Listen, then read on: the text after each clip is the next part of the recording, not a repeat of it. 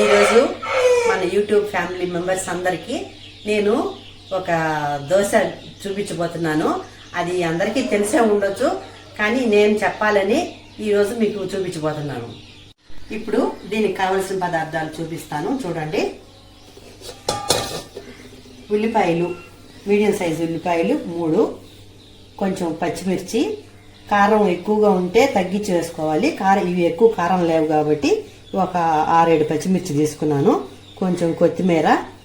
ఇప్పుడు రాగి పిండి, ఇది ఇంట్లో నేను స్వయంగా తయారు చేసుకున్న రాగి పిండి.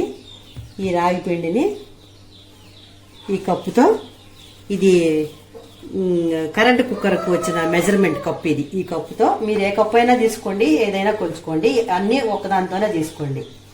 దాంతో 2 కప్పులు రాగి పిండి వేస్తున్నాను. ఇది పొడి బియ్య పిండి, బియ్యం కడిగి ఆరబోసుకొని ఆడించుకున్న బియ్య పిండి. ఇది నేను ఏది కూడా ఇంట్లోనే తయారు చేసుకుంటాను, రెడీమేడ్ వాడను. ఇది 1 కప్పు బియ్యం పిండి వేసుకోవాలి దీంట్లో. తర్వాత బొంబాయి రవ్వ, అదే కప్పుతో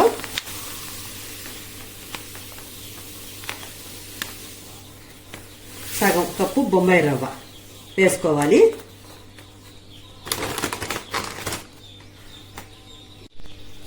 జీలకర్ర, కొంచెం జీలకర్రని ఇట్లా కొంచెం నలిపి వేసుకుంటే వాసన బాగా ఉంటుంది. అది జీలకర్ర అట్లా వేసుకోవాలా.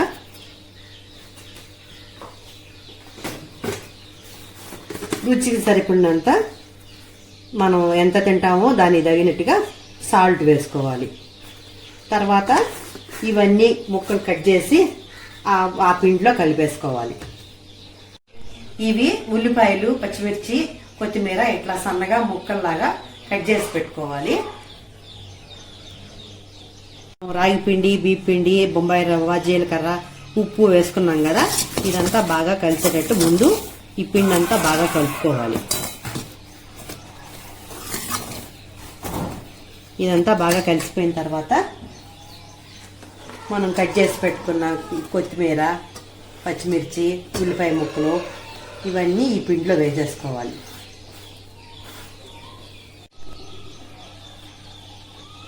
నేను చేత్తోనే కలిపి చూపిస్తాను. గేట్తో కలపడం కంటే చేత్తో కలిపితే చాలా బాగుంటుంది. ఇప్పుడు ఈ పిండి అంతా బాగా కలిసేటట్లు కొంచెం నీళ్లు పోసుకొని ముందు బాగా కలుపుకోవాలి. చేతులు శుభ్రంగా కడుక్కొని మనం చేతులతో వంట చేస్తేనే బాగుంటుంది. అందరూ చేతులతో కలుపుతున్నారు, గరిటెలు పెట్టలేదని అంటారు. కానీ గరిటెలతో కలిపే కంటే ఇట్లా చేసే ఫీలింగ్ వేరుగా ఉంటుంది. వంట చేసేటప్పుడు బాగా శుభ్రంగా కడుక్కోవాలి చేతులు ముందు. ఇట్లా కలిసిపోయిన తర్వాత నీళ్లు ఇంకా పోసుకోవాలి. చాలా నీళ్లు ఎక్కువ పడతాయి, చాలా పలచగా ఉండాలి ఇది పిండి.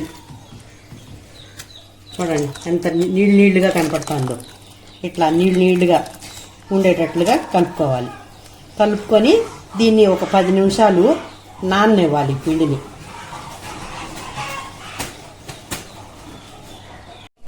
ఇప్పుడు దీన్ని మూత పెట్టేసి ఒక 10 నిమిషాలు పక్కన ఉంచాలి, నాననివ్వాలి ఆ పిండిని.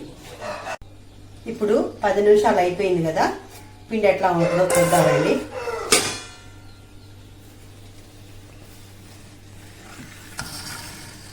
అడుగునంతా తేరుకుంది పిండి అంతాను. బాగా కలుపుకొని నీళ్లు చూసుకొని, చాలకపోతే ఇంకొంచెం నీళ్లు కలుపుకోవాలి, సరిపోతే నీళ్లు అవసరం లేదు. చూడండి పల్చగా ఉంది.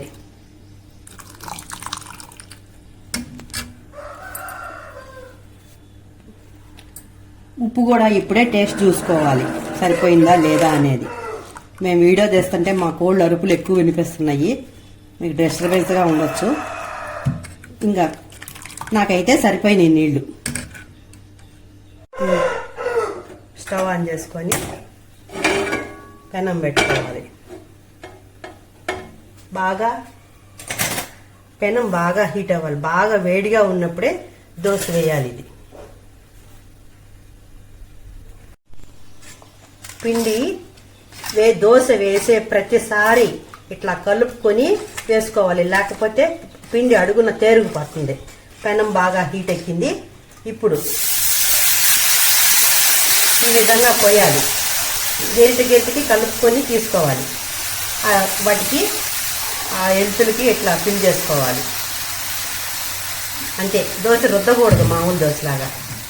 ఇప్పుడు ఫ్లేమ్ చూసుకొని కొంచెం మరీ హైలో కాకుండా కొంచెం మీడియంగా పెట్టుకొని దోశని కాలనివ్వాలి నిదానంగా. ఇది మరీ హైలో పెట్టేస్తే మాడిపోతుంది కాబట్టి మీడియం ఫ్లేమ్లో పెట్టుకొని దోశ బాగా కాలనివ్వాలి. అది చుట్టూ అంచుల చుట్టూ లేస్ వస్తుంది. లేస్ వచ్చే వరకు దాన్ని కలపకూడదు, అదే మాదిరి కాలనివ్వాలి. పిండి అంతా పైన ఆ పచ్చిదనం అంతా కాలిపోయిన తర్వాత నూనె వేసుకోవాలి. దానిపైన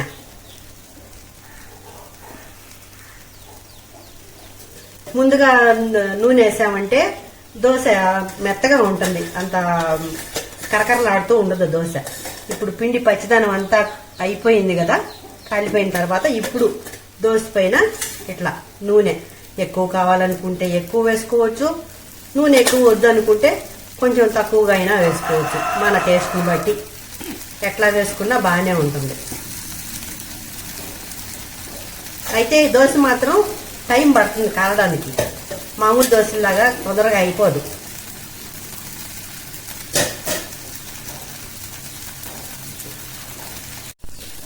అంతా ఒక్కొక్కసారి స్టవ్ సరిగా మంట ఒక పక్కన తగులుతూ ఒక పక్కన తగలనప్పుడు ఇట్లా ఈ దోశ పెనాన్ని ఇట్లా తిప్పుకుంటా, అది ఏ పక్కన మంట తగలలేదో చూసి ఇట్లా తిప్పుకుంటా దీన్ని కాల్చుకోవాలి దోశని. ఆ విధంగా ఇప్పుడు కనిపిస్తుందా, ఇక్కడ అంచు వదిలింది, పెనం నుంచి సపరేట్ అవుతుంది.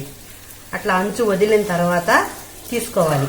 అట్లా ముందుగానే తీసామంటే దోశ విరిగిపోతుంది, రాదు. ముందుగా మెత్తగా ఉన్నప్పుడు తీయకూడదు దోశ. అంచులు వదిలిన తర్వాతే ఇట్లా మనం దోశని తిరగేసుకోవాలి తీసుకొని. కొంచెం ఓపిక చూపించాలి దోశ వేసుకునేటప్పుడు. ఫాస్ట్గా అయిపోవాలి అనుకుంటే కుదరదు. ఆరోగ్యానికి మంచిది ఇది రాగి పిండి దోశ తింటే, షుగర్ పేషెంట్లకి చాలా మంచిది.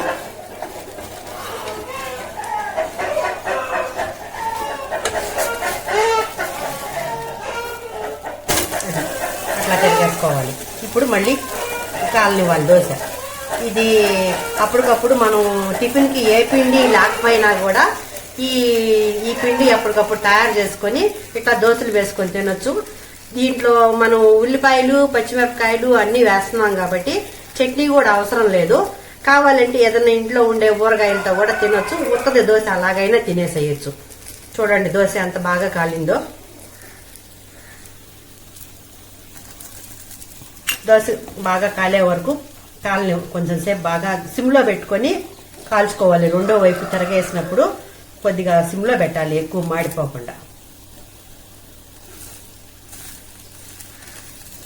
ఇంటికి ఎవరన్నా గెస్టులు వచ్చినప్పుడు అప్పటికప్పుడు చేసి పెట్టచ్చు ఈ టిఫిన్.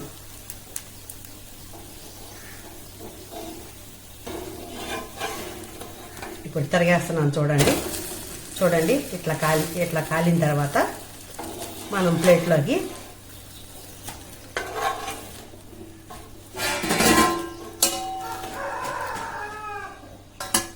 ఇది రాగి పిండి దోశ. ఈ పిండి మనం ఇప్పుడే దోశలు వేసుకోలేకపోతే దీన్ని ఇట్లా ఫ్రిడ్జ్ లో పెట్టేసి మళ్ళా మనం వేసుకోగలిగినప్పుడు తీసుకొని వేసుకోవచ్చు. కొంచెం ఒక రోజు వరకు నిల్వ పెట్టుకోవచ్చు ఈ పిండి ఫ్రిడ్జ్ లో. ఇప్పుడు మళ్ళీ రెండో దోశ వేస్తున్నాను. చూడండి అట్లా బాగా హీట్ ఎక్కాల. ఇప్పుడు మళ్ళీ పిండి బాగా కలుపుకోవాలి. ప్రతి గిన్నె పిండికి కలుపుకుని వేసుకోవాలి, లేకపోతే అడుగున అంతా తేరిపోతుంది.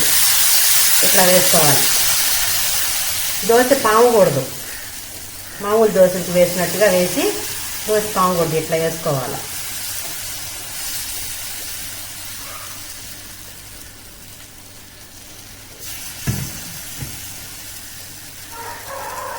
ఇప్పుడు మీడియం ఫ్లేమ్లో పెట్టుకోవాలి స్టవ్. దోశ ఇట్లా కాలిన తర్వాత ఇట్లా లేసి వస్తుంది పైకి, ఇప్పుడు దీన్ని ఇట్లా తరిగేసుకోవాలి. సిమ్లో పెట్టి కాల్చుకోవాలి తరిగేసిన తర్వాత. ఎక్కువ పిండి కూడా పోసేటప్పుడు పలచగానే పోసుకోవాలి, మందంగా పోయకూడదు. మందంగా పోస్తే అక్కడ ఏమవుతుందంటే తినేటప్పుడు నోటికంతా అతుక్కొని అదొక రకంగా ఉంటుంది. అట్లా లేకుండా పలచగా నేను చూపించిన విధంగా వేసుకోండి. దోశ చాలా బాగా వస్తుంది.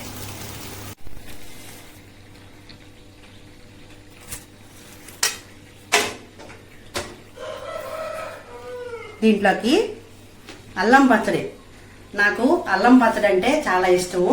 టిఫిన్స్లోకి కానీ అన్నంలోకి కానీ దేంట్లోకైనా అల్లం పచ్చడి చాలా బాగుంటుంది. ఈ దోశ ఉత్తదాయ అయినా తినొచ్చు, చట్నీతో అయినా తినొచ్చు, ఊరగాయలతో అయినా తినొచ్చు, దేనితో తిన్నా కూడా చాలా టేస్ట్గా చాలా బాగుంటుంది. ఇప్పుడు నేనే తిని చూపిస్తాను. మా పిల్లలు లేరు ఇంట్లోనూ, లేకపోతే ఉంటే వాళ్ళకే పెట్టి వాళ్ళ చేత తినిపించేదాన్ని. కాబట్టి నేనే టేస్ట్ చేసి చెప్తాను. చాలా బాగుంది, సూపర్గా ఉంది. అందరూ ఒకసారి ట్రై చేయండి ఈ దోశని.